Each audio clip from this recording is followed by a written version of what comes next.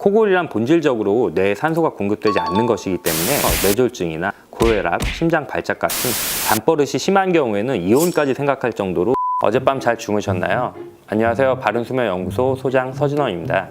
오늘은 코골이에 대해서 이야기를 해볼 텐데요. 코골이는 우리나라 성인 인구의 절반 이상이 경험할 정도로 매우 흔한 증상입니다. 코골이에 대해서는 오해가 많죠.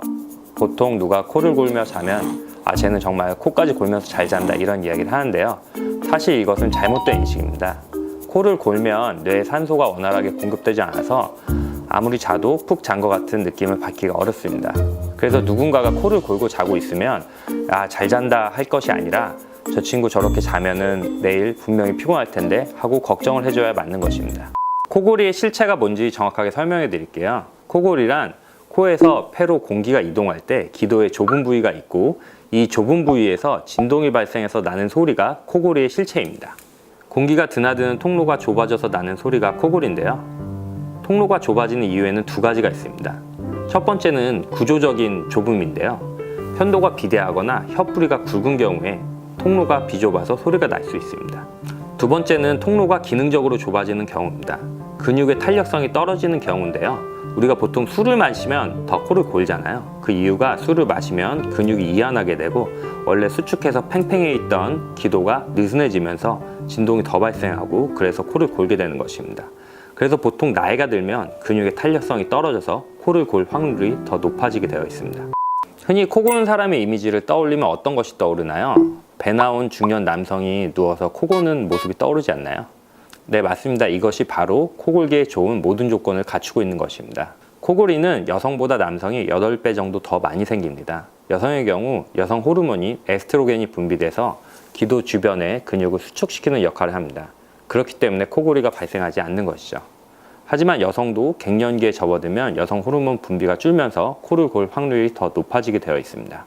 그리고 코골이 환자의 3분의 2가 비만입니다. 살이 찌면 기도 주변에도 살이 찌기 때문에 기도 통로가 협소해지고 진동이 더 발생하게 돼서 코골이가 심해지게 되어 있습니다. 술을 마시면 코를 더 골게 되는데요. 술을 먹고 자면 근육이 많이 이완되기 때문에 진동이 더 발생하고 평상시보다 코를 더 골게 되어 있습니다.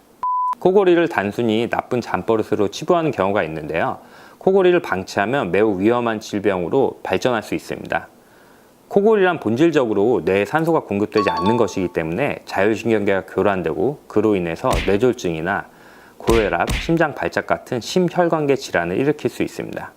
한 연구 결과에 따르면 코를 심하게 고는 사람은 그렇지 않은 사람에 비해서 심장 발작을 일으킬 확률이 34%나 높고요. 뇌졸중 발작을 일으킬 확률이 67%, 고혈압을 발생시킬 확률이 40%나 높았다고 합니다. 코골이는 단순히 나쁜 잠버릇이 아니라 전신질환이라고 볼 수 있는 것이죠. 특히 어린 아이들의 코골이는 성장기이기 때문에 더 심각한데요.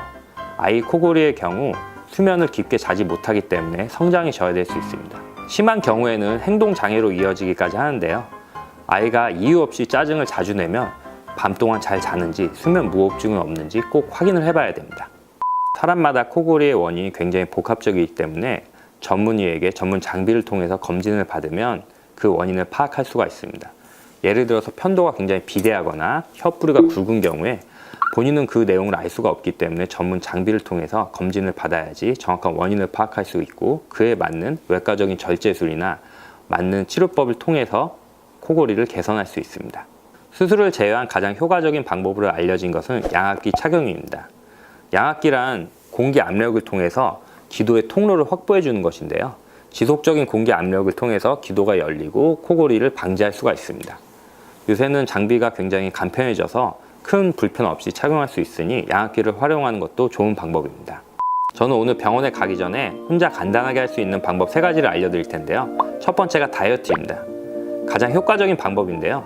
살을 빼면 기도 주변에 압력이 줄기 때문에 통로가 확보되고 코골이를 많이 줄일 수가 있습니다. 두 번째는 옆으로 누워 자는 건데요. 천장을 보고 자면 기도의 통로가 막혀서 코골이가 더 심해질 수 있습니다. 그래서 옆 사람이 코를 골 때 수면 자세를 옆으로 자게 바꿔주면 코골이를 많이 줄일 수가 있습니다. 세 번째는 낮은 베개인데요. 10cm 이하의 낮은 베개를 사용하는 것이 코골이에 더 좋습니다. 높은 베개를 사용할 경우에는 이렇게 기도가 막히게 돼서 코를 더 심하게 골게 되어 있습니다. 같은 원리로 모션베드, 전동침대라고 하죠. 전동침대를 활용하는 방법이 있습니다. 상체를 10cm 정도 기울여서 잠을 자게 되면 기도가 막히지 않아 코골이가 덜하게 됩니다. 이 외에도 술, 담배 안 하기, 수면제나 안정제 먹지 말기 등이 있습니다.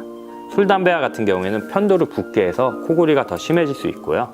수면제나 신경 안정제 같은 경우에는 근육을 너무 이완시켜서 코골이가 심화될 수 있습니다.